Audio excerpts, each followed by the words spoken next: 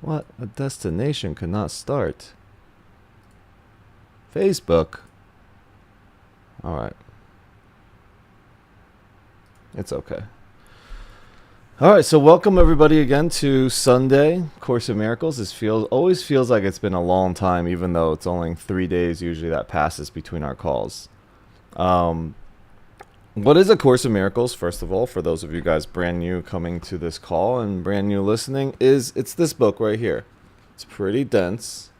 It's basically 3 books in one. Um, there is a text that talks about the philosophy and the theory of the Course.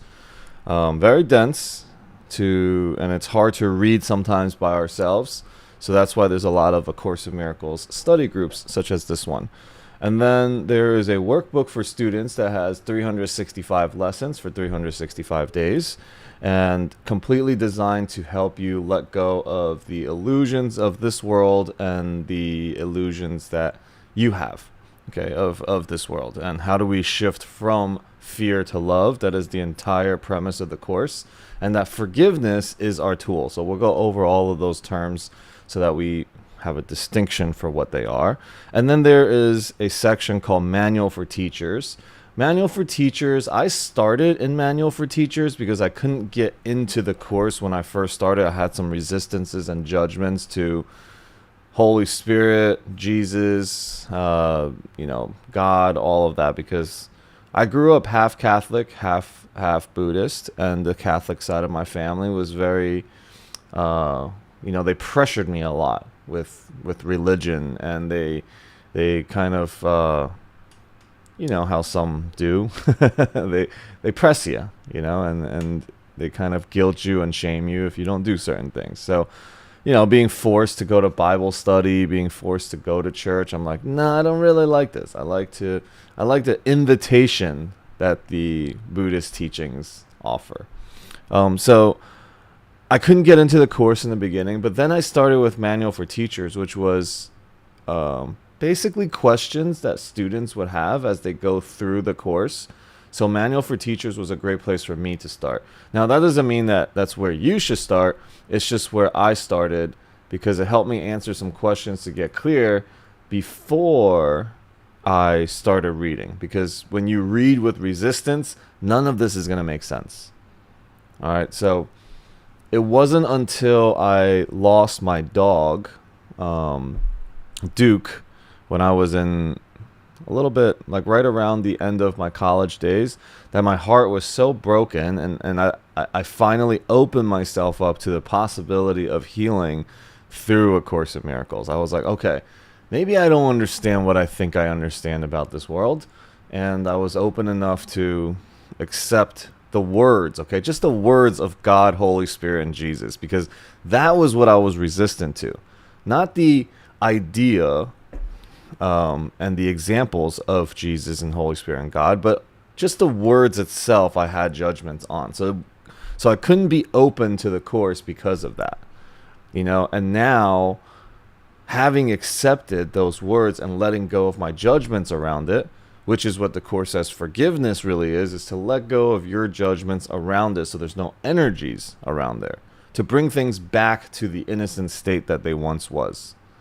Okay, minus all of your own judgments onto it. So with God, Jesus, Holy Spirit, I had my own projections and ego-based projections, which was, from a place of fear, from a place of guilt, from a place of shame. It was not, it caused a lot of turmoil and conflict inside myself. So I was actually a very, I was not the easiest kid to raise. I was constantly getting into fights, doing stupid things all the time because there was conflict inside me. And the Course says when there is conflict inside you, you will project it out into the world. That's just how it works.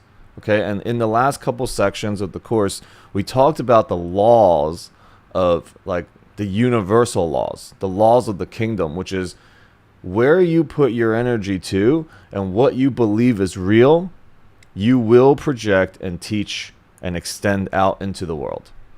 All right, so that means if you have conflict inside, it is the next thing that's going to happen is you are going to project that.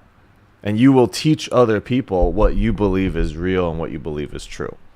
So the Course says, if you want peace, teach peace. If you want love, teach love. And one of the first concepts of the Holy Spirit is, in order to have, give all to all.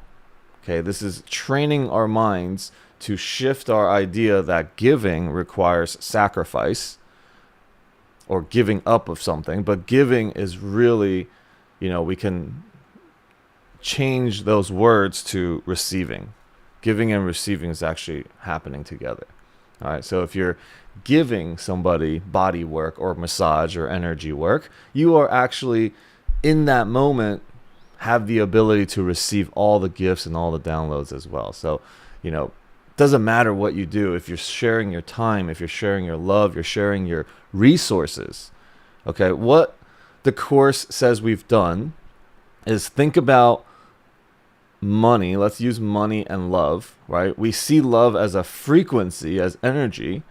So we can accept the fact, okay, I get it. If I give love, yes, love is expanded in myself. Okay, I can grasp and I can, I'll buy that, right? But when it comes to money, I give you money and now physically I have less and you have more. But that's why the Course says in this physical world, we have made up a bunch of things. We made up the value of money. We've made God of money, which doesn't work, right? Really, it's the same as love. If you can operate with the material things in this world as love, which is I give you love, I experience more love. Okay, but what we end up doing is we start to take the physical world of illusions, of our judgments around it, and then we apply it to love. So we flipped it upside down. Now, when I give love, it's like, it's taking something from me. I'm giving something up. Like I'm giving $1 up, and then now I have one less dollar and you have one more. And then if I'm giving love, I'm also giving in that way. I'm sacrificing to give you love. Think about how many parents say, how much I sacrifice for you, right? They buy into the idea that raising their kid, they have to sacrifice their future or their dreams or whatever it is, or they'll beat their kid and say, it hurts me more than it hurts you. So those are taking the ideas of the physical laws of giving and the exchange of physical and then also spiritual exchange. All right, so we want to make the physical more like love rather than making love more like the physical world. Does that make sense? Right? Like think about our relationships when we get into with somebody. In the very beginning, during the courting stages, we're willing to give up all parts of ourselves because we know we will receive the other person's love. We have faith that it's coming. So I will be the best version of me. I will show up as the best to serve this person. And as time goes on, we start to take it for granted, and then we because we're not conscious of what we're doing, we start to shift that into the material physical world of giving and receiving. So the law of the kingdom is that as you give, you receive. But that takes constant reminders for ourselves to do that, right? Because we go out and every day we're like, the time that I'm giving over here, I don't have enough time. I don't have enough money. I don't have enough resources. It all comes from that scarcity mentality that if I was to give, I am sacrificing. So letting go of the idea that things require sacrifice is our first lesson in learning about love. And the entire course is to teach you that love exists everywhere. And the miracle that's available to you in that moment is if you are willing to listen, you can let go of fear and experience love instead. And that comes with all situations. Even if you didn't have enough money to pay the rent for next month, love is still right there, and infinite possibility, infinite abundance exists for you there, only if you're willing to shift your mind around it. All right, think about all the times that you've had challenges and struggles and arguments, and that you wanted to be right about something just in the past, even like last week, a month ago, a year ago from today. What were you stressed about? A year ago today, what were you stressed about? What was your problems? And you're still here, and you made it here. Somebody's got our back, right? So knowing that the universe, the other part is, for the course, is to teach you faith and trust. Every single lesson, my friend was asking me, I don't really know what the lesson is in here. Every lesson that you ever had, going back to the core of that lesson, is to deepen your faith, is to trust deeper. Whether it's, you can call it the universe, God, Allah, like whatever you want to call it, Buddha, Shiva, it's all something that you get to deepen your faith into that you can't see. And it requires you to believe it. And when you close your eyes and you believe it to be real, that's the world actually manifests in that. Because the Course says all thoughts produce form on some level. All thoughts. That means your thought, if you're in scarcity, produces form in your life. Your life, the physical world, follows the mind. The body follows the mind, not the other way around. Okay, but we have it upside down. That's why the world is so challenging for us to accept, and so hard for us to find truth in this world today. Everything has an opposite. The duality of this world drives us mad. And we're like confused all the time. We thought we knew, and then we realized we don't know.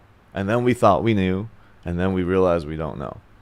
And then as we get older, hopefully at least we get to a point where we realize that, oh man, I really don't know as much as I thought I did.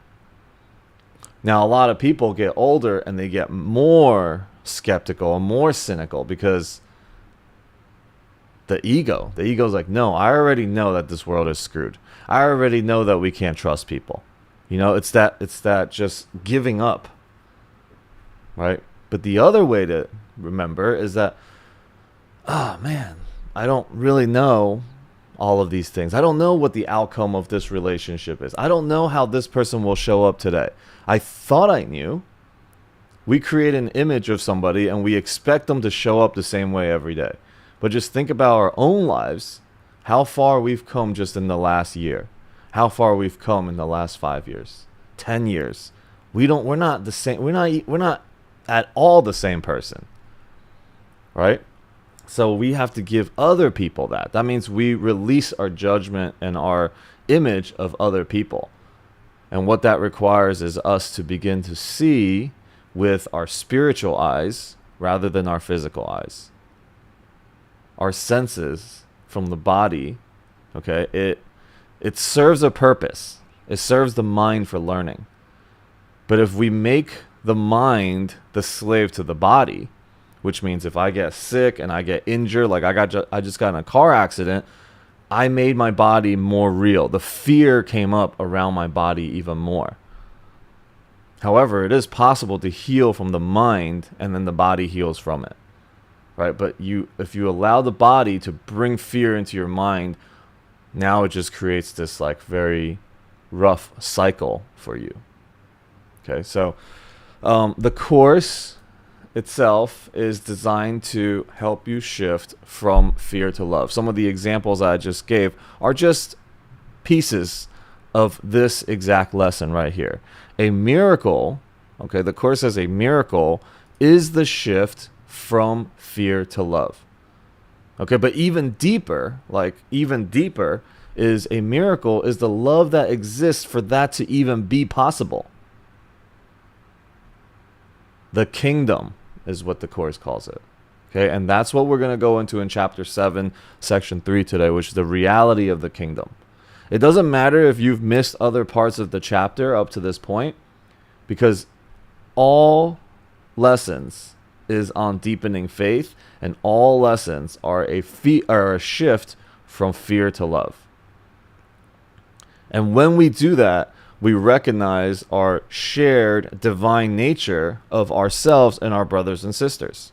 And we realize that love is the only thing that is true, and the essence of love exists always, even if you don't see it. Just because you don't see it does not mean it's not there. Okay, so that's the teachings of the course and the lessons that we'll go into. So as we read, it's very short today, chapter 7, section 3. Very, very short. As we read, don't get too caught up on the words. Again, for anyone that is newer here, I remind us this all the time, is because when we get caught up on trying to understand specific words or sentences, we lose track of the whole picture. Okay, so as I'm reading, perhaps you'll think about your business. As I'm reading, perhaps you'll think about your travels. You'll think about your work. You'll think about your friends, your family. Whatever comes up is meant to come up. Okay, it's meant to come up so that you can take it and add love to it and find some clarity around it. All right, the last thing that I'll say before going into the reading is, the last couple of weeks we've been talking about service so much, about finding our purpose. Serving from a place without the requirement of acknowledgement. Just truly be of service so that we find our purpose. Okay, plants serve. They produce oxygen for us without the need of what's in it for me. They just do it, and in that they live and they understand their purpose. The sun shines onto our planet and gives life and warmth to us, and does not need recognition, does not need our gratitude, does not need anything. The sun just knows its purpose. Rain also does the same thing. All things in nature know its place and know its purpose, and lives in harmony with the world that way. Even if we cut them down, even if we destroy them, they know their purpose. So us as human beings, with this conflicted mind that we have to carry around with us everywhere, we can begin to find our purpose and fulfillment by being in service to the goodness and love of the world. As long as we remember that we are a channel that is expanding love, then we are in our purpose. Okay, light is flowing through us all the time. But our own judgments, our own stories, and our own limitations actually stop the light from shining through. And when we do that, we cut ourselves off from our purpose, from our function here in this world. The Course says that your function is to be the light of the world. And for you to be the light of the world, you must allow the light to shine through you so that you see it on your brothers and sisters and allow that to reflect back for you. We are in a journey together. What you cut off from someone else, you will cut off from you. What you cut off from you, you will cut off to others. There is no separation. And as we begin to learn and remember that we are all connected as one, the fear and the anxiety and the depression and all the conflicts about this world begins to fade away. We can trust others again. Okay, so what I'm going to do is I'm going to begin by reading just something from Marianne Williamson from A Year in Miracles. This will start our read here. And then after I read this, I'm going to open it up for anyone that wants to share anything that is on your mind, that is alive for you in this moment. And then we'll go into chapter 7, and then we can continue to just talk at that point. So the invitation here is allow yourself to be open to downloading beyond the words what I'm reading. You don't have to understand the words. Just allow the downloads to come as you're listening. So open your heart and open your mind enough for that to happen. And usually the most powerful parts of this call is when shares happen, right? We can relate to each other. We are all gifts, and we are all on this call for a specific reason. There is no accident that we are the ones on this call here today, that we've taken the time out to sit and be together and to remember together. So I'm very excited for that. Okay, every time I just open up this book and I will just read one of them. It's very, very short. All right, so day 146. I seek a bigger life today. I cannot live in fear and expect great love. I cannot be narrow-minded and expect the world to open up to me. I cannot experience my full potential unless I'm willing to take risks. Today I pray for courage.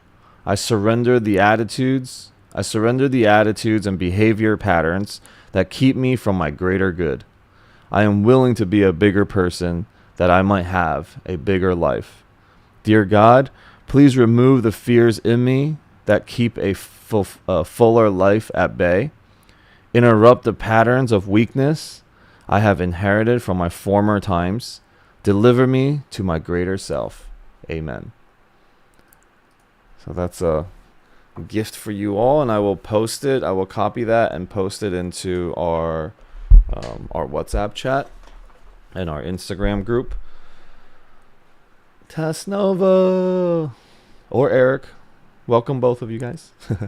All right, so We're both here. okay. Hi. Hi. Thank you for joining us. So glad you're here. All right, so anything alive for anybody?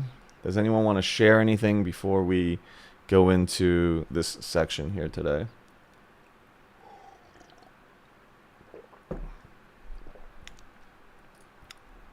Okay. Well, yes. Michelle, did you want to share something? You came on video. Hi. I did. I'm Okay. getting ready to go to my niece's, or my great niece's baptism. So, but yeah, I wanted to share and say thank you for holding these. I have noticed I'm really twice a week looking forward to them. Yeah, as I go and I'm with my family, there's a lot of difficult people in there.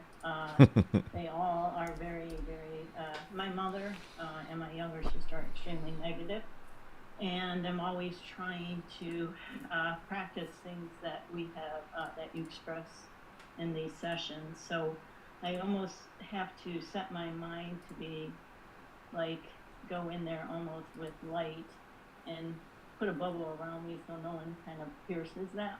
Mm-hmm. So yeah, so I just wanted to say I'm trying to figure out how to deal with certain type of people that always kind of rely on other people and to make them whole in this world, and that happens to be sometimes a lot of times me. So yeah, so just knowing that these teachings really help me in my day to day. So thank you. Oh, thank you so much, and thank you for being a part of all the things that I'm up to as well. It's I it's love it.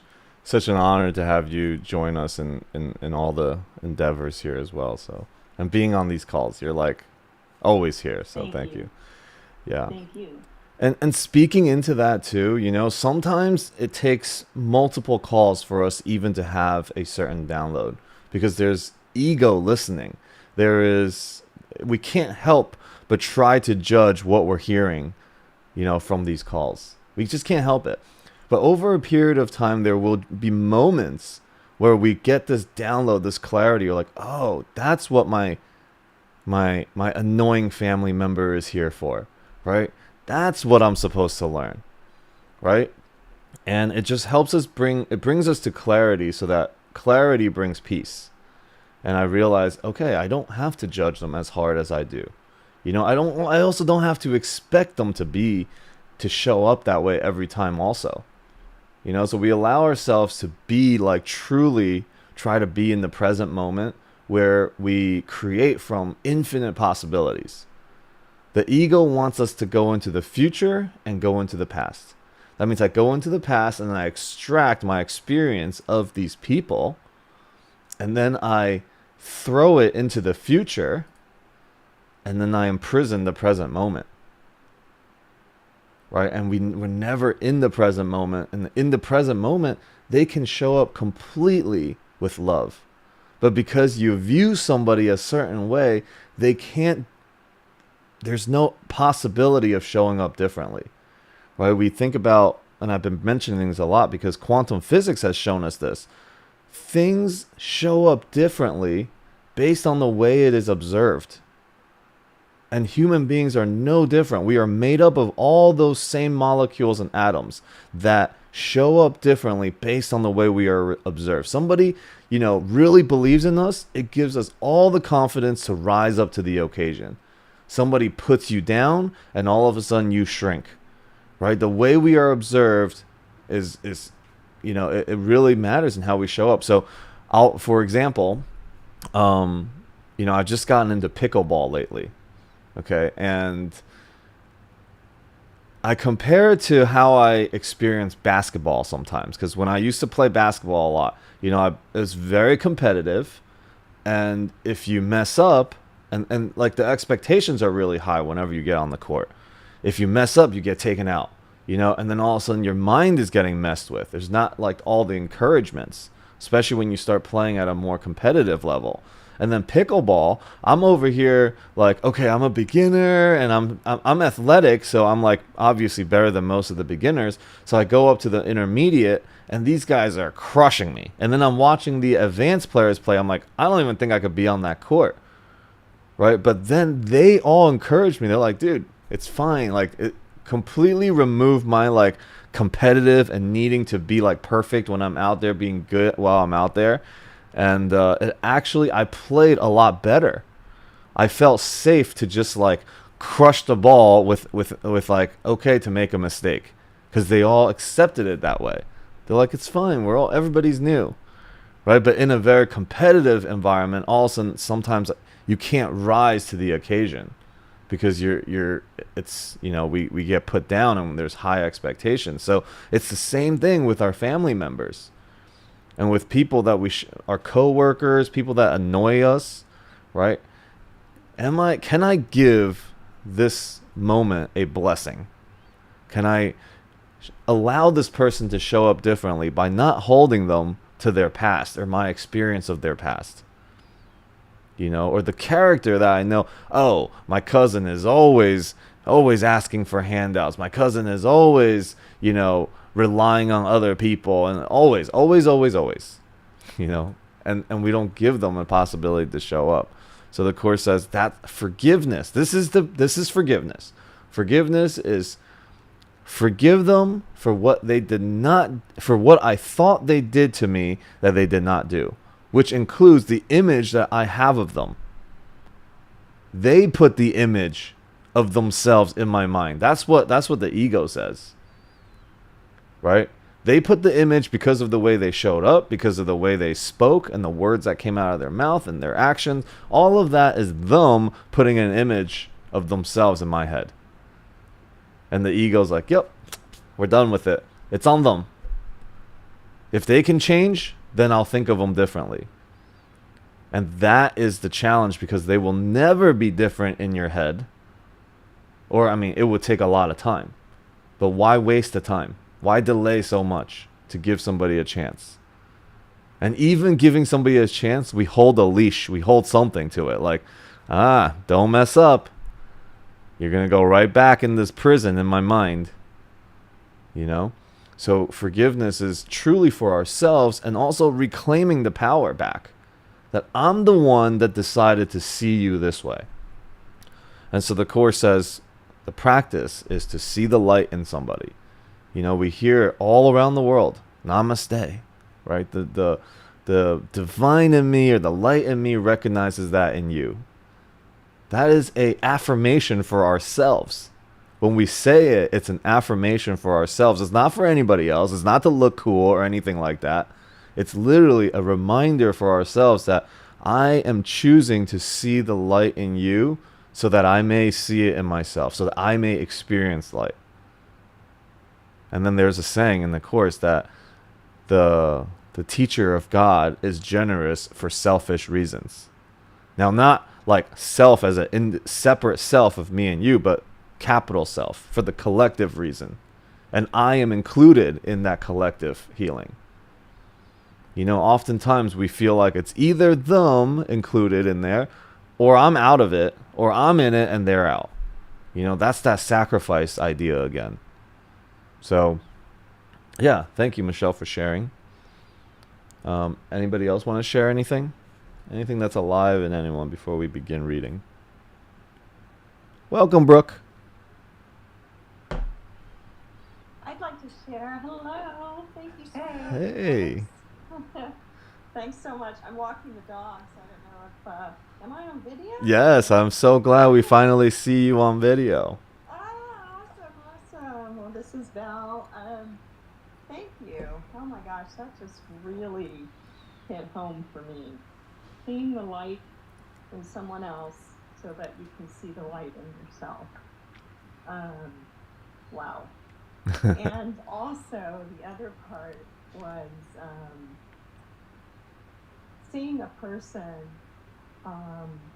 in your mind, having them as a certain way, and thinking about them in that way, and thinking about, okay, don't mess up because this is your last time. This is it.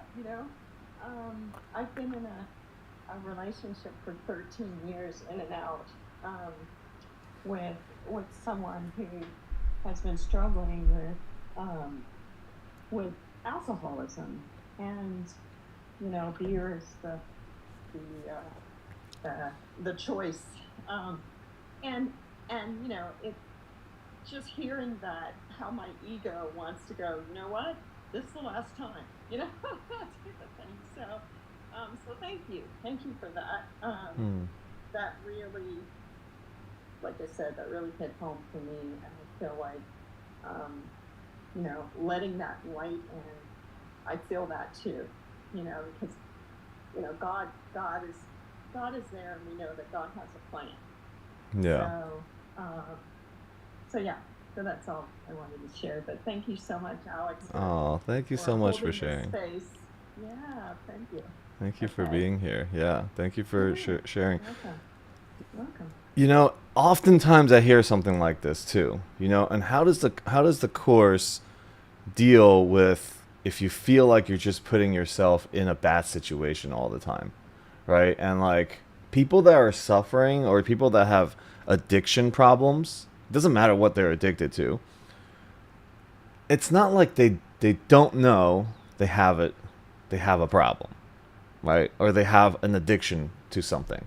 Now, they're unwilling to look at it, but the more you poke at it, the more they will be entrenched in it. Because the second they feel attacked, they already know, they're already in a vulnerable state. The second the attack comes, and you might not even say words, you may just even look a certain way, and they'll make it up in their mind that they're being attacked now. The ego comes to defend, and they will defend their position. And they no longer think about, how do I get out of this addiction? Or maybe there's a new possibility. They're just in, no, I'm doing this because I went through this type of thing in my life. You don't know how my day was. And just all that stuff, which has nothing to do with, it doesn't allow somebody to heal. Right? So every time we challenge something, we never ever get the result that we really want. It actually has somebody be entrenched deeper in their place. So just like on the pickleball court, when somebody feels safe, they might explore, maybe I won't drink today. Because the same light that we were just talking about seeing in somebody, and the same Holy Spirit that operates and flows through you, flows through them as well. They have a curriculum, they have a lesson they need to learn. And the entire course is teaching us to view and treat our brothers and sisters as the Holy Spirit treats us. That's with infinite patience. Infinite patience. Like, we can just reflect on what that means when we're with our partners, when we're with people, especially the ones that trigger us. What does infinite patience look like for them? Not like infinite patience till tomorrow. Infinite patience is forever. And if I can create the space in myself to really bring forth infinite patience for somebody, that's unconditional love. Infinite patience is like unconditional love. And infinite patience produces immediate result. Now, what is this result? Because the ego goes, oh, so if I have infinite patience, this person will stop drinking. No. You just didn't have peace with the fact that they're drinking. So what you actually want is peace. So infinite patience produces immediate result, as in peace now reigns back into you when you have infinite patience. Does that make sense? Because we forget what we're even looking for. We think if people behave differently, then I will be happier and I will have peace. The Course is like, no, it does not matter anything that anyone does. Peace is up to you. So in order for you to get peace, you have to cultivate unconditional love. You have to practice infinite patience. That's what the Holy Spirit does. The Holy Spirit is like, wow, you can do all the insane things that you want to do. And that's what God is saying to us as well. You can put yourself in misery all the time. You can forget the kingdom all the time. And I am not going to just come and show it to you. I am not going to appear in front of you like, hey, it's God. Right? Because that will actually induce even more fear. Because that's to say that there's something wrong with the state that you are in right now. Right? And so the teachings of the Course is, if I have to fix something for you, that means I believe there's lack in you already. And in that lack, I start to see the lack in myself, and I start to see the lack in the world. And infinite patience is to say, yeah, you can do this all day, you can drink all day, but at some point, you're going to be like, yeah, I'm just so tired of it. I mean, I had the thing too. My mom thought I had problems. I used to drink so much when I was younger, and I used to do drugs with alcohol, and I would get into fights, and I get arrested, and these types of things, and I was selling weed, and I was just like, as much worry as I can put on my mom, I did. That was because how conflicted I was inside. But in time, with love from people in the world, with mentors and guidance and teachers and A Course in Miracles, find my way back to a good place. Everybody will get there eventually. That's what the Course says. And that's infinite patience right there. You can do all the most horrible things right now, but eventually, your own guilt and your own shame will take you to a place where you're going to be on your knees and you're going to say, I don't really know. There must be a better way. That's how the Course was written, actually. It was scribed when Helen Schuckman said, there must be a better way. And then the voice came to her. This is A Course in Miracles. Take notes.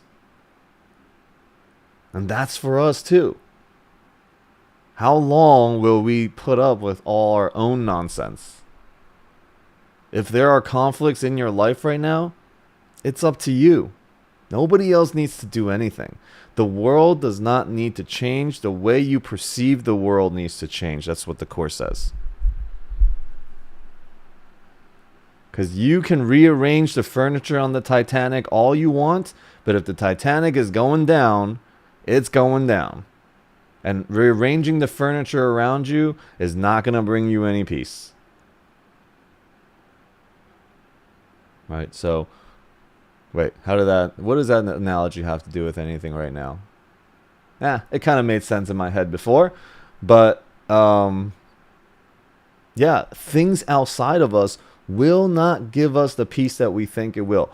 Oh my God, if I just had $1 million, I will finally be at peace. I will have no more scarcity conversation. Yeah, that's not true.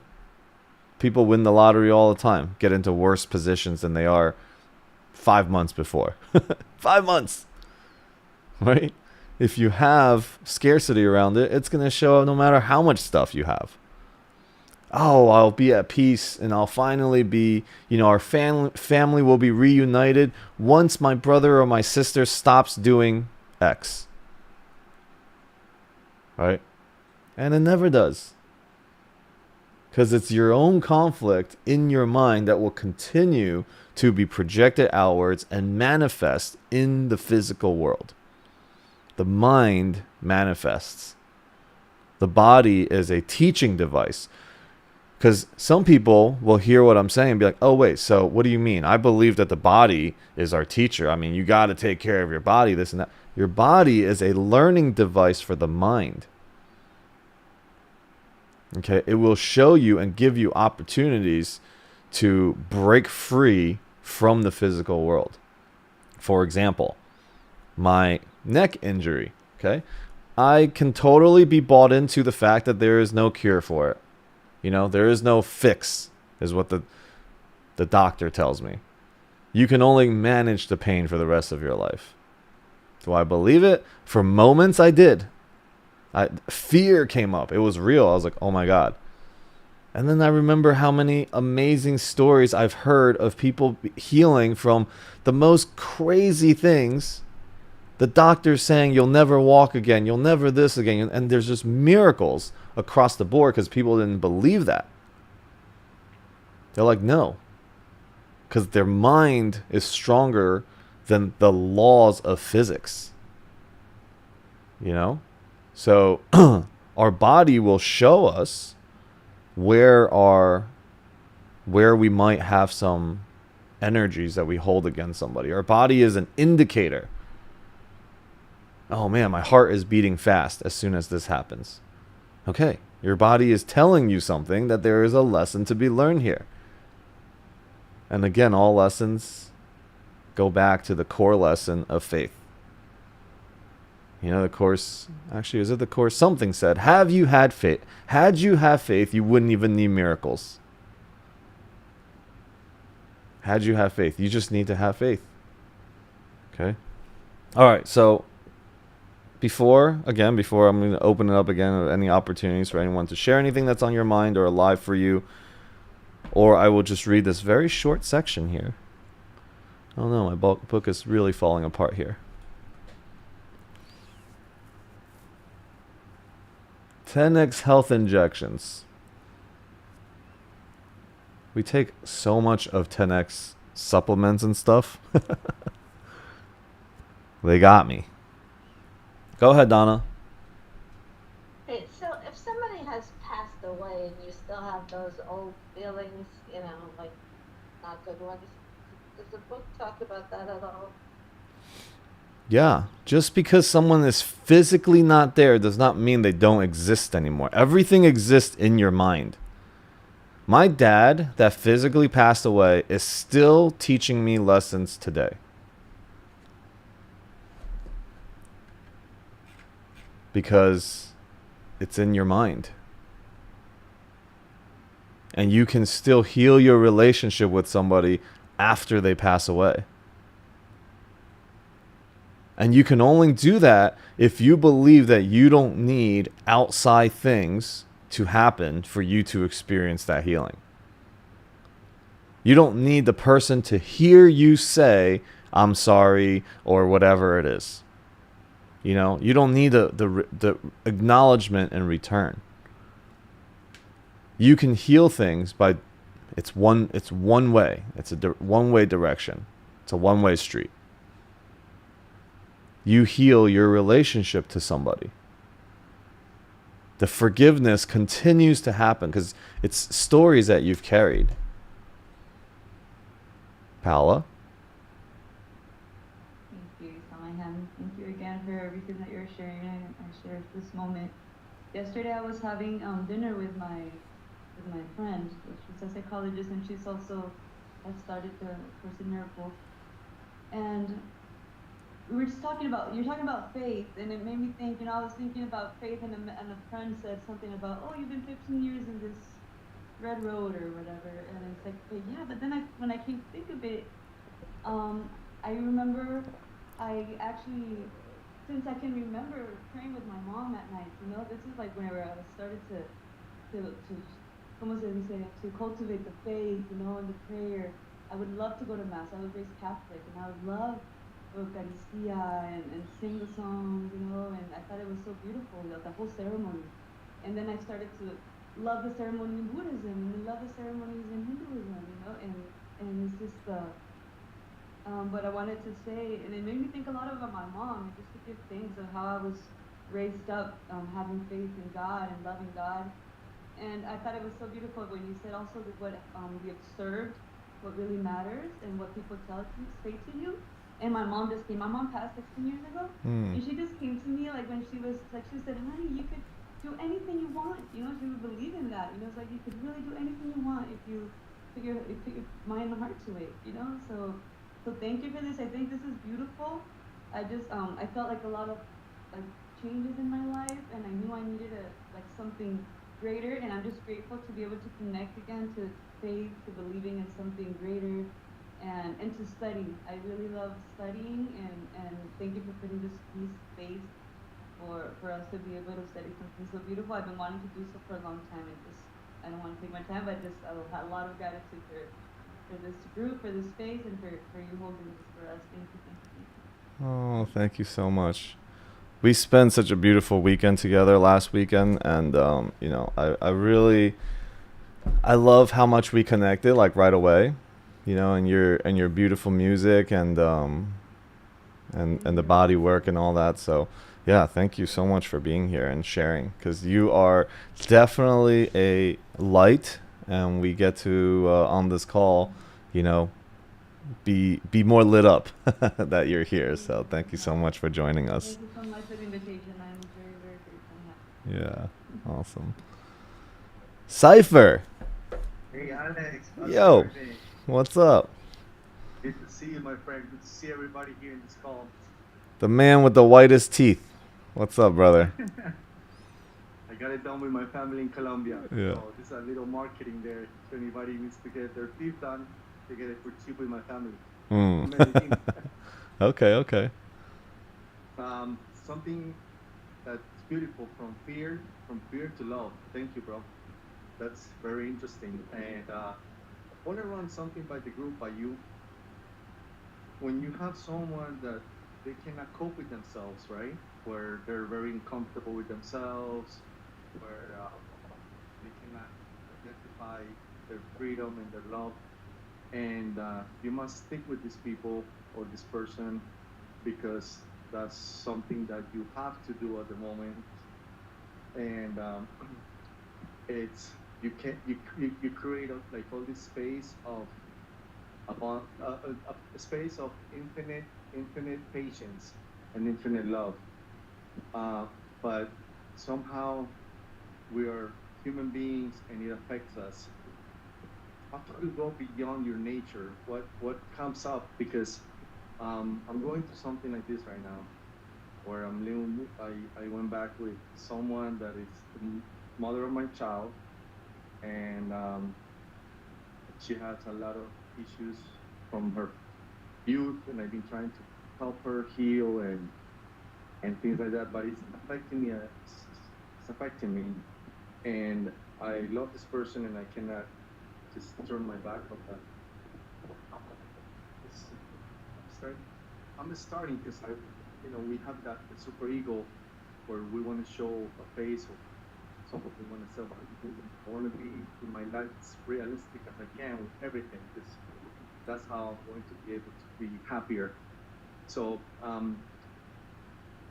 coping with that has been a challenge, and I use like all my tools, and I wake up really happy, and my day goes really well, and I'm trying to create things that I was not creating before because I went through some experiences. And by going beyond my nature has been quite challenging, and I don't want to separate myself from this person because I have a little baby that I want to raise. It's only 2 years old, and I was separated from this person for about a year and a half. So I went back to see how we can work things out, but it's been very difficult, and I need some some light uh, from you from the group. I don't know how to be the best version of myself with this person when it's like they cannot cope with themselves, and I try to do everything possible to bring light and to feel in a space of love and I love what you said, the infinite patience, and I'm living it. I'm like living it. It's sort of interesting, like everything that you said today, like I'm living this stuff. Hmm. And it took a little bit of courage for me to come out and speak my truth, but um, it's been quite a challenge. I'm happy though because I have moments of like total uh, blissfulness, and I practice meditation, I do yoga, I'm into the healing arts. You know me, Alex, a little bit, and but there's moments that it's like, wow, I don't know how to. I'm being a father, a mother. I'm doing everything in the house. It's it's really challenging. My mind's like, Mm-hmm. man, what's going on? I have to surpass this, and I know it's only temporary. It will change, and I laid myself that thought, like, okay, this is gonna be a temporary thing, and that things are gonna change. But I know it's affecting me. It's affecting my blood. It's affecting my mind. It's affecting my energy level. Um, and I want to see if there's anything that an extra soul that comes out from me, and how I can cope with this situation and become more, have more clarity, Mm-hmm. and be like a I don't know, a monk or a Buddhist monk or something, that everything just happens around me and I'm like, in total peace. I'm trying to get to that, but I can't. Yeah. I don't know. I haven't been able to. I got much better. Like, it's hard for me to get mad now, and I see a lot of things with compassion, like everything around me. She's been a great teacher. I mean, she's taught me so much. She has ADD. She's bipolar, and when she had the baby, it's healing. And I've been supporting her as much as I can. About a year ago, she decided she was to leave, and she left me with the baby, and I've been raising the baby by myself. It's been very hard for a man. I mean, I didn't know how to change diapers. I didn't know how to do all these things, and I'm doing it, and now it's like normal. So I see, okay, a year ago it was so hard for me, and I went to it, and I got over my depression. I got back to the basics. I read my books. I meditated. I did all the healing things I knew how to do, and I got to a very good space. And then she decided she wants to come back, and she's back. And in about 3 4 months, I go to the park. I get up. I do breakfast. I take him everywhere. I do certain things, but she's not satisfied with herself. I feel bad. Like, I see her, like, I don't I don't I don't yell at her. I don't fight with her anymore because I used to. But a year and a half ago, I was like, "But look, you have everything. Look, be grateful. Look at these beautiful things that you have. We have everything. We have invested into real estate. We've done this. We've done that. You don't have to work. You have all these things." And it's like nothing can fulfill her. And I was in an event yesterday for infinite banking, something that I'm learning how to pay off debts in a period of time and all these things. And I was talking to Mauro Guerra, which is like the president of this company. He's an old friend of mine. We did landmark forums for 15 years ago, and he invited me to the event. And he said, "Can you be part of the forum?" So I went to a place and I was talking about real estate and things. And I said, you cannot fulfill someone who has a hole in themselves. If you have a hole, you have to fix the hole. Like, because you cannot a cup that has a little bit of a hole in it. You can put all the water in it, and it's gonna leak. Mm-hmm. But how do you cope with someone that has a hole and you're next to that person, and you fucking put something there so that they can be, so that they can, so that they can feel better, so that they can. And sometimes I say, okay, it's my karma, and I have to go through this for something. I have to elevate to another level. And trust me, this is so hard for me to come out because I don't talk to this subject, not even to my brothers, not to my family. It is quite fun. Yeah. I came up with this thing, the magic of the three bodies, where we have a mind, we have an emotion, and we have the physical body. And I've been practicing this every day. I actually feel good. And in the midst of everything, I've learned that, like I was in Colombia with Pablo Escobar in the 1980s with bombs, war, everything.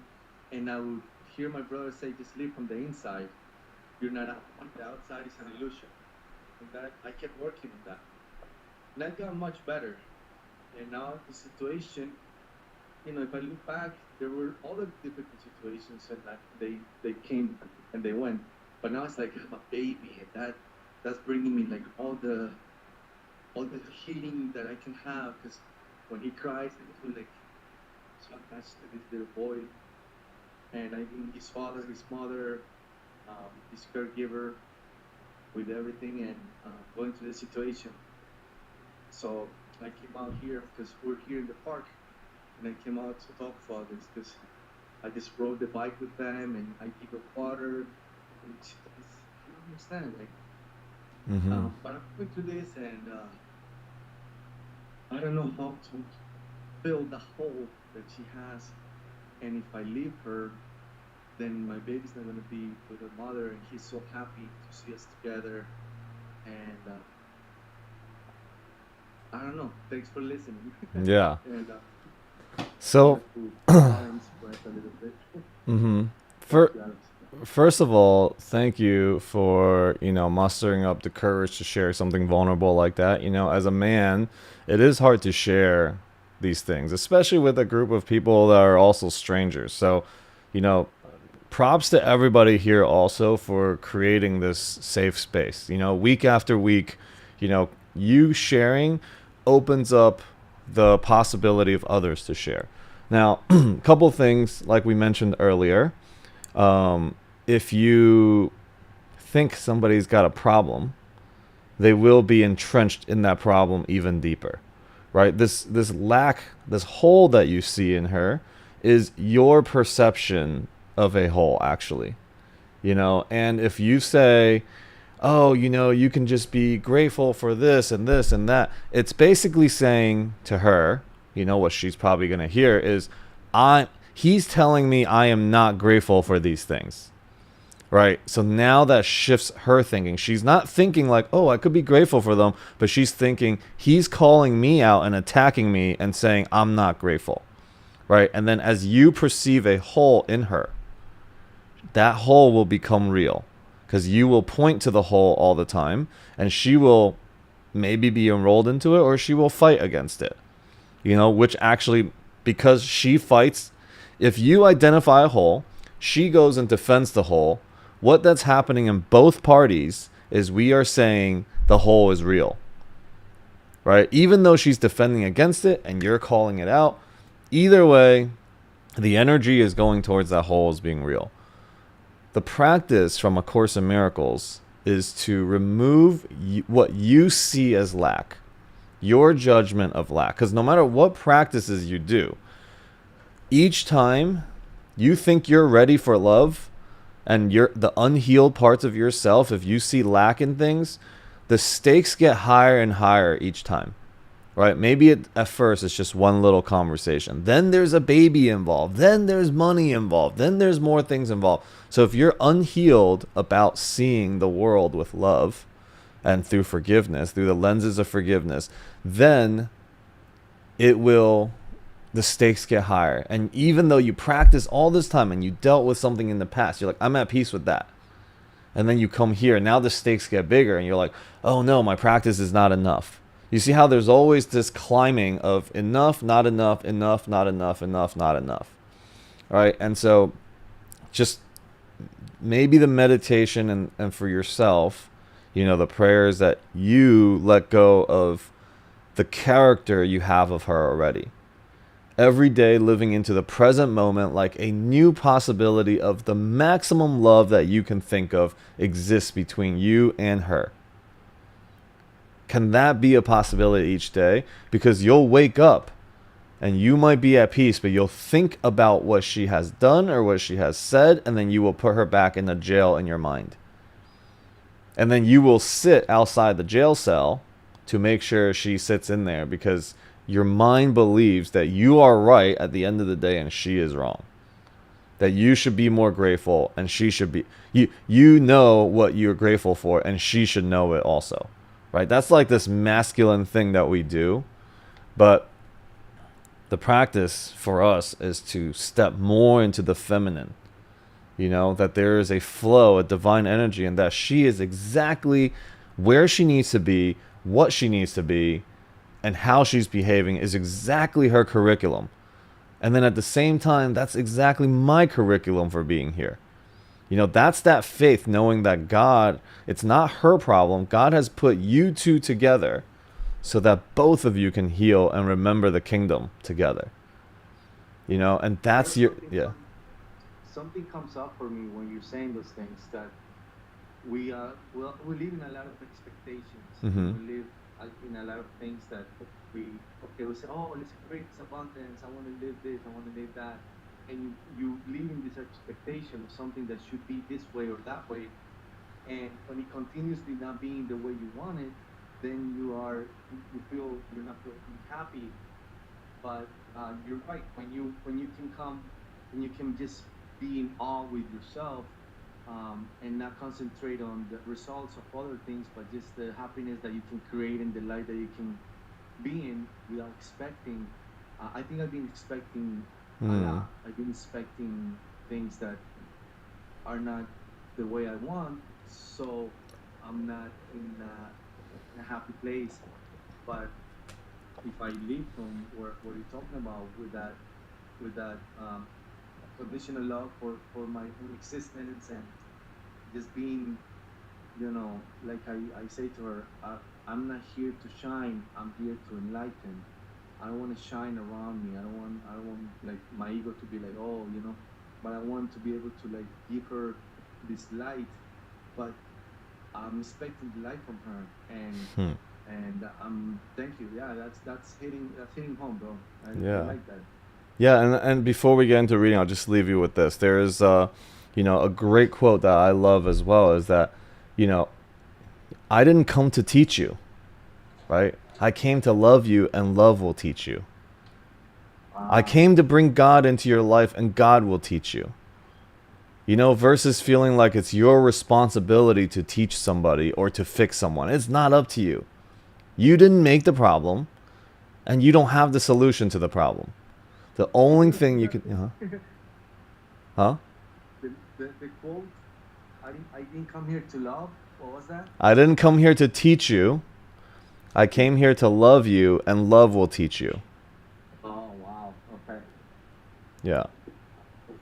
Thank you, Alex. Yes. So, okay, that's been, you know, thank you so much again for that share. You know, what you do right there is you've opened up people's hearts and their courage as well. So you stepping into courage, you've done that as well. So thank you for sharing. Oh.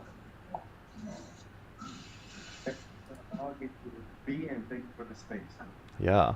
Okay, so this is perfect where we're leading to right now. We're going to just read. It's going to take about 10 minutes, maybe less. It's a very short one-pager. It's chapter 7, section 3, called The Reality of the Kingdom. So we've been talking and dancing around this topic up to this point. You know, what is the kingdom? Right? We've been kind of dancing around, and the kingdom is really the state where only love and truth exists. So the kingdom is a reflection of God's reality, eternal reality with a capital R, not our reality with a lowercase r that's made up of our own perceptions. Okay, so it's not like the physical world where we are affected by time, by change, by lessons, by illusions, all that stuff. This is a world where nothing changes and it just is, and it is perfect in that space. There is only love. Okay? Can you repeat that, bro? Sorry. The kingdom is a state. Oh Where... man. Okay, no worries. No worries. That's okay. I'll Uh, catch the idea. That's... okay. The kingdom is a state where only love and truth exists. I think that's what I said. That's it.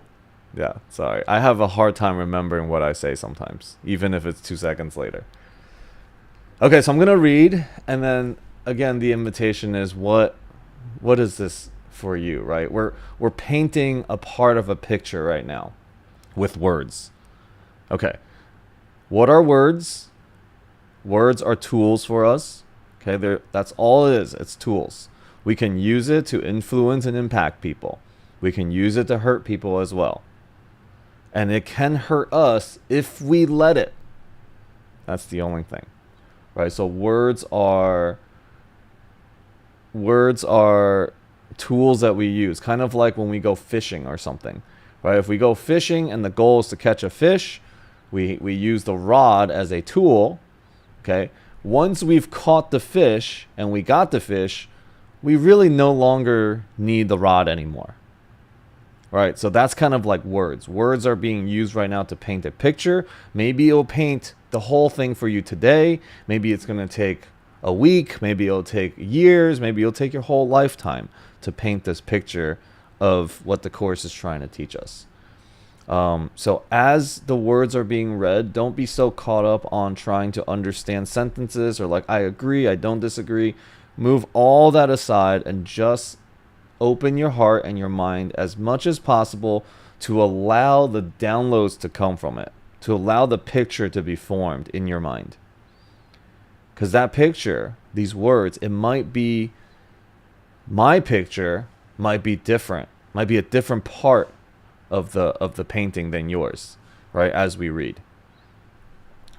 But it will all be the same at the end. So, the reality of the kingdom.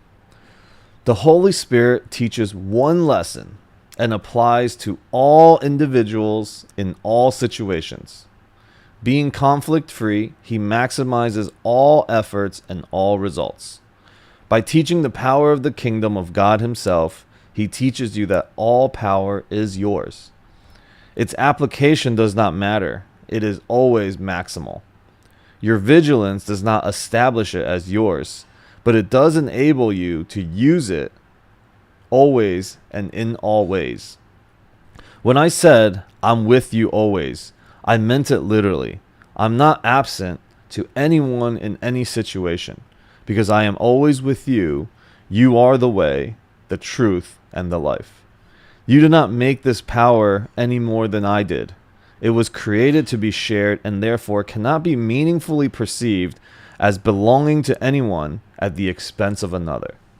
Such a perception makes it meaningless by eliminating or overlooking its real and only meaning. Okay, so we're talking about there is a frequency, a picture, a love that is a universal principle. It does not belong to anybody. And as you take it and share it, that is its only purpose, is to expand. And as you take it and share it, you find your function. You remember your function, playing as a part of the sonship. Now, what we do as the ego is, let me take it. It's so good. It feels so good. And it's mine. And I am now the expert. But it's not. So remembering that and applying that to all other things in your life. What does that look like for you? What will you share with the rest of the world freely, knowing that it's not yours to keep, and that at some point when we lay this body down, none of this stuff even matters. None of the cars, the money, the resources, the whatever power, none of it really even matters anymore. God's meaning waits in the kingdom because that is where he placed it. It does not wait in time. It merely rests in the kingdom because it belongs there as you do. How can you, who are God's meaning, perceive yourself as absent from it? You can see yourself as separated from your meaning only by experiencing yourself as unreal. This is why the ego is insane. It teaches you that you are not what you are. That is so contradictory. It is clearly impossible. It is therefore a lesson you cannot really learn and therefore cannot really teach. Yet you are always teaching. You must therefore be teaching something else, even though the ego does not know what it is. This is super interesting. The ego is trying to teach you that you are not what you are, and you think you can learn that, and you try to teach it.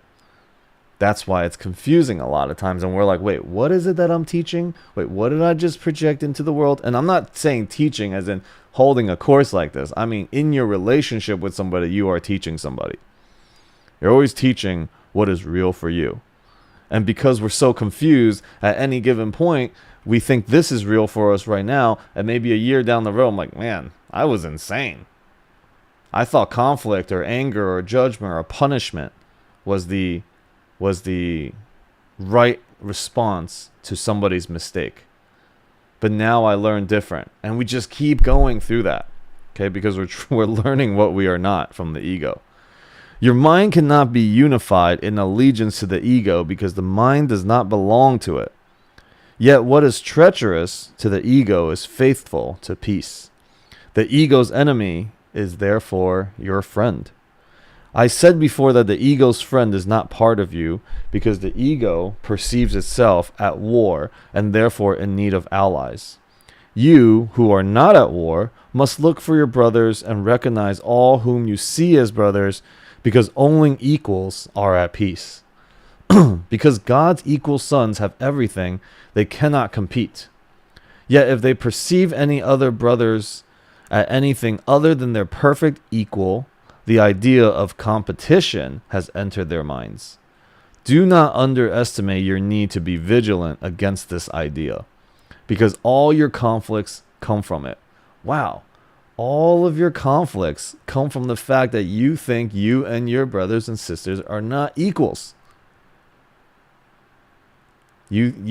All the competition idea, all the not good enough, all the worthiness conversation, all comes to that fact. We start to gauge based on success, based on happiness, based on how much money somebody has, based on how many followers they have. I mean, that is how all of our problems come about.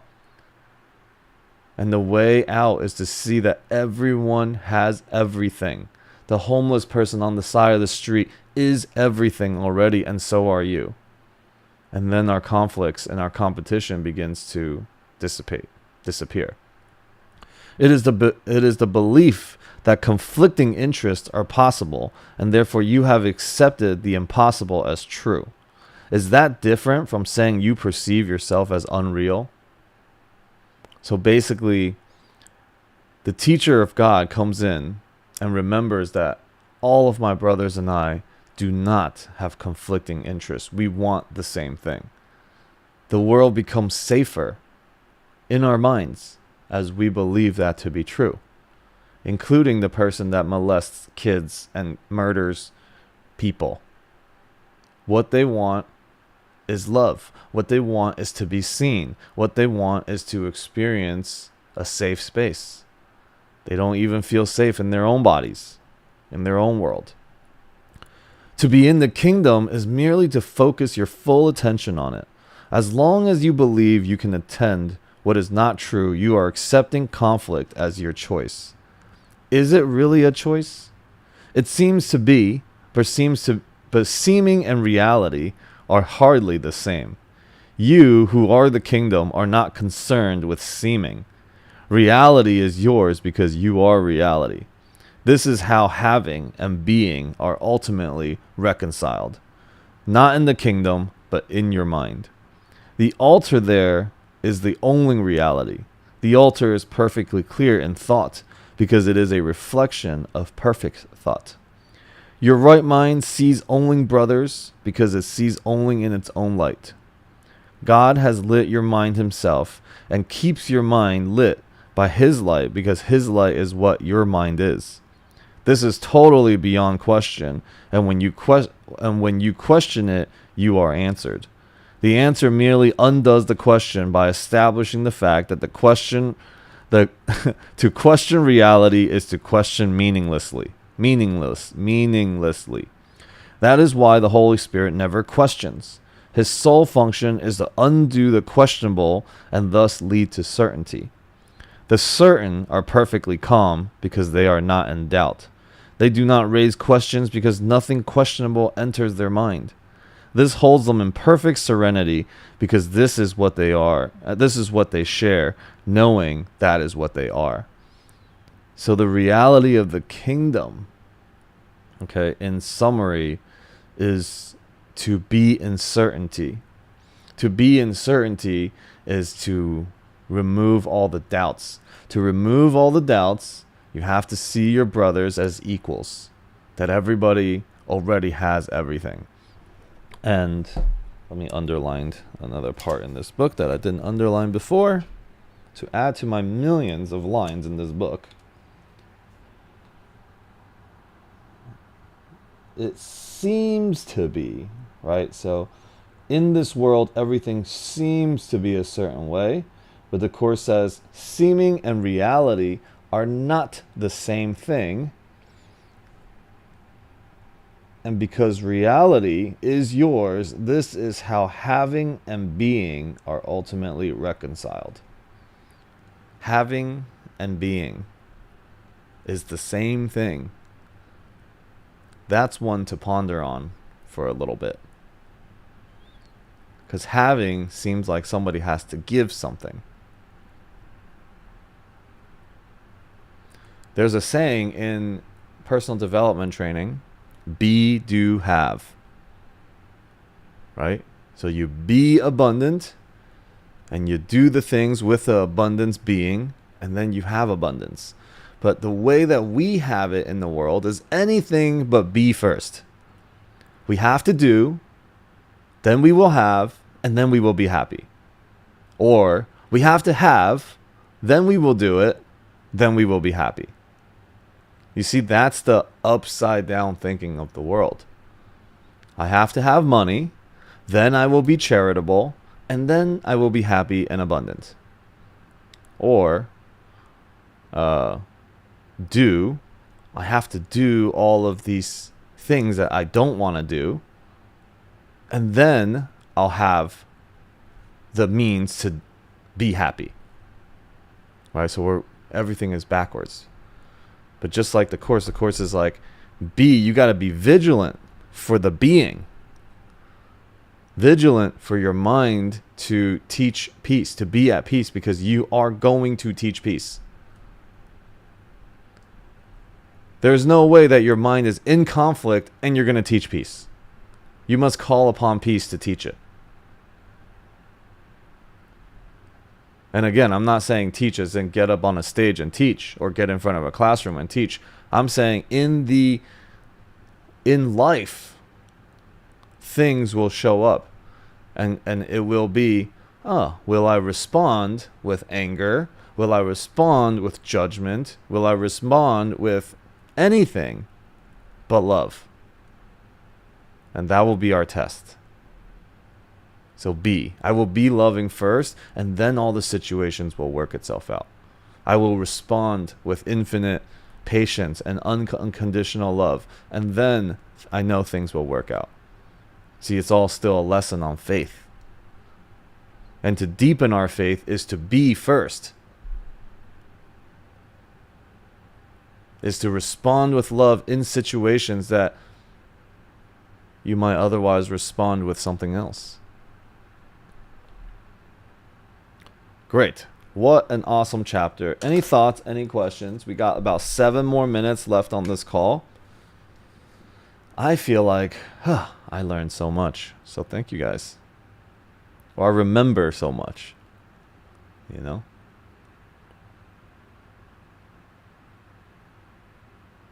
Thank you for the heart, Tasnova. I think I'll share too. Let's go. About time. Hey.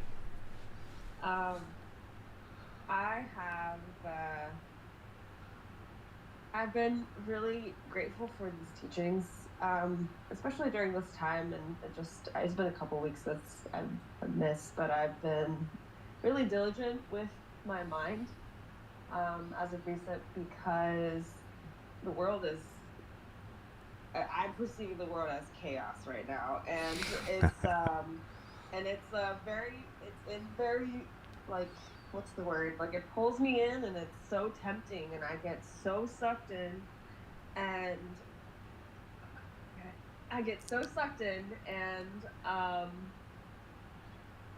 yeah, I just like watch myself like go into this, and it's so much easier to see in my relationships. I see it, but I definitely like choose ego a little bit more, choose fear more. But here I'm like, no, like I don't want this to control me, um and it's been like super cool to watch myself like about so many different things from the war to politics. I'm just like watching myself, observing and reading comments and this that, and sort of being an observer and being involved in my own internal dialogue. And then recently I've been just feeling like a shift in perception where I am like learning from my mistakes of getting sucked into a side and a them versus we and this that. And then I like recently have just been finding like courage to speak in the vision of unity, and like really feel confident that I'm not bypassing, and feel confident in like reaching out to people or people reaching out to me, and having a conversation with them, because I'm so confident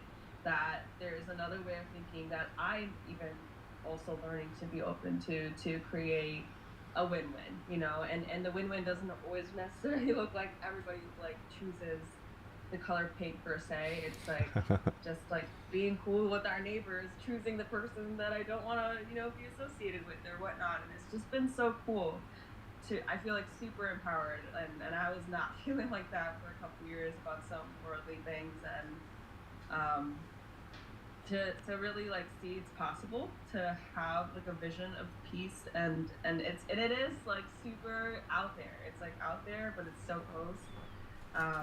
But like being open to not taking a side in so many of these matters that I feel like really touch my heart has been teaching me that peace is possible, and the vision of unity is real. And yeah, like just I don't even know how to literally end that. Just I just feel grateful to integrate these teachings and these worldly things that's been like kind of stressful to think about, and giving peace into this work a chance to teach me, and it. Mm-hmm. So, thank you for sharing, and it's so good to see your face and hear your voice. You said it's interesting to watch yourself. It's also very interesting to watch you. You know, even through the songs, you know, when we sing songs around the fire and listening to the progression of what you're singing about.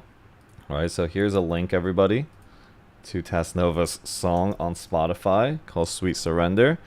And so it went from Sweet Surrender to the last song that you brought when we were sitting in Florida about forgiveness and the teachings of A Course in Miracles in there. I was like, whoa, you sang a song on A Course in Miracles, you know? And I just thought it was beautiful, and you were courageous and you were creative and you brought spoken word into the song. I was like, wow.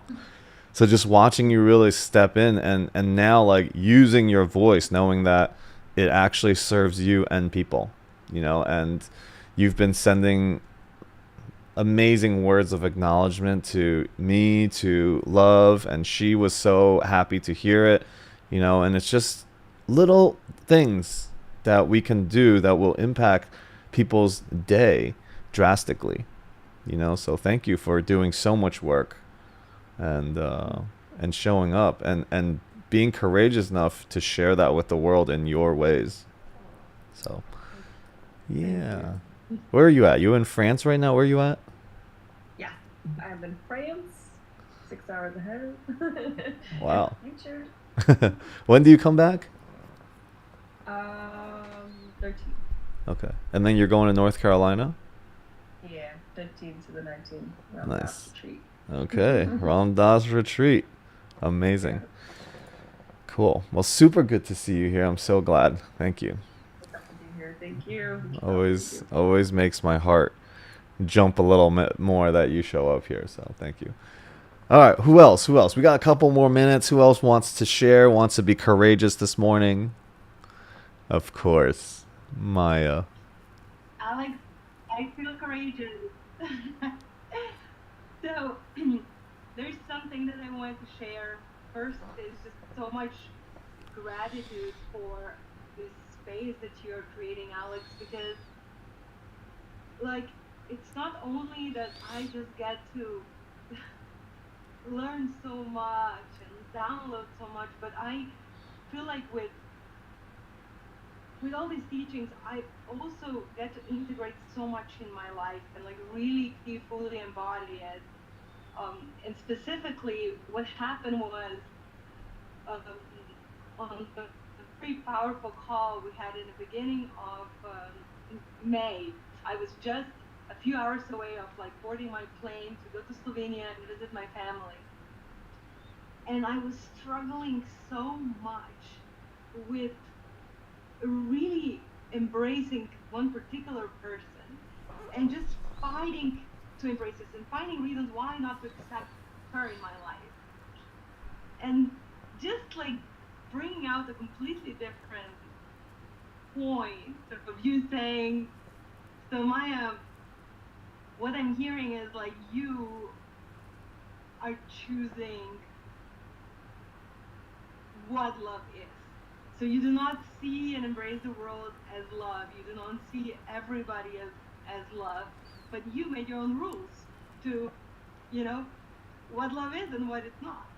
And it was just so powerful because it not only completely transformed my relationship with that person, it also brought so many synchronicities on that trip because so many people showed up on that trip that I had to heal relationship with, and there was nothing really for me to do. Then they showed up and I was able to just like instantly, you know, got in such a beautiful like harmony with them. But also I've been carrying that code inside of me every day. Every person that I meet, every judgment that I notice I have about somebody brings that awareness up of like,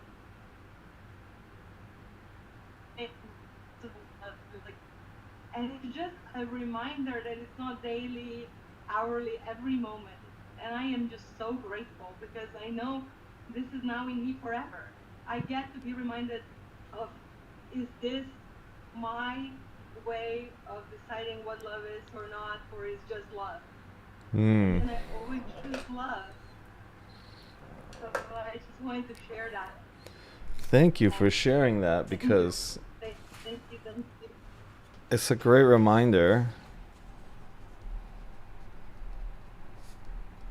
I just wanted to write that down. Yeah, it's going to go into a chapter in the book. So thank you for sharing that with me also. You know, when we were together last weekend as well. And also, you give the best hugs in the world, by the way. So just wanted to give you that prop real quick. There is so much, like, in the hug, there is so much sincerity and I don't even know how to put it. Like, authenticity in the hug. You know, sometimes you hug people just like, it's a hug. Like, oh, I'm a hugger, I hug. But it's like, you mean it, right? When you hug, like, you really mean it. So I appreciate that. So thank you. And thank you for sharing. You know, it's so beautiful.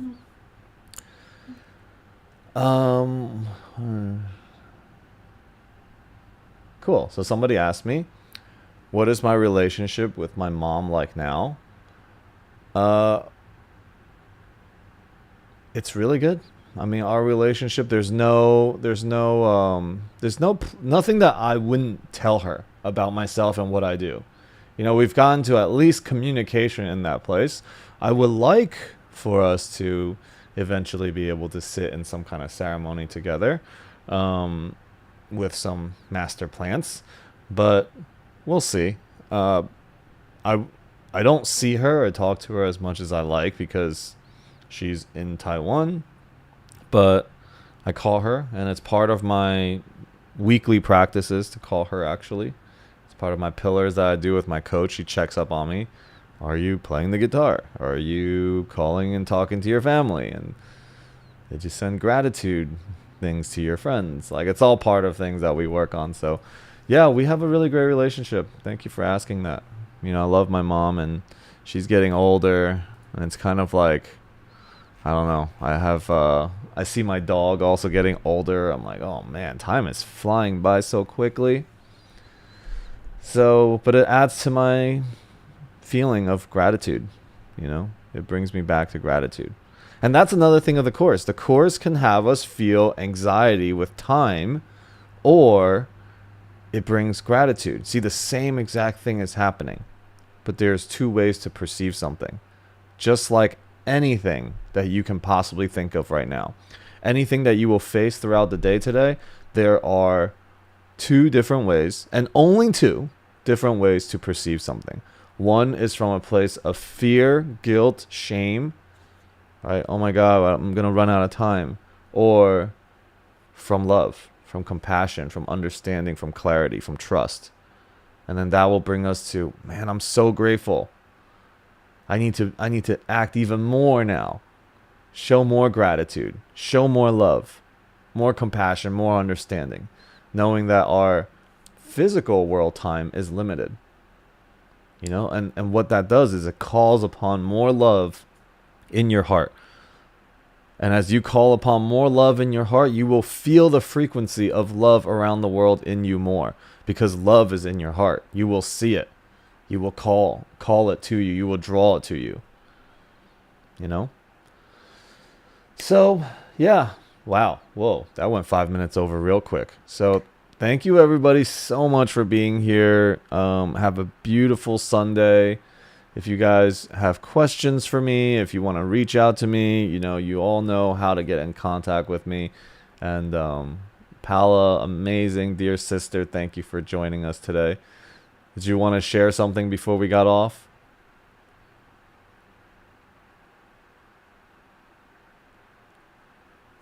The unmute button is hard to reach, especially when you're driving, but be safe. Yes, it's just so much gratitude. Thank you for opening up the space. I'm happy to be here. I feel like you know how the light expanding from this. Just gratitude, brother. I'm looking forward to connect again. I'm super happy to have met you and your wife and this beautiful family. Lots of love from Tanana. Yes, I will be back there soon. Yay! All right. Have a fantastic weekend, everybody. Have a fantastic Sunday. Much blessings to you. Go out and love up on people and teach peace. Thank you. Talk soon. Thank you, Alex. Bye. Bye.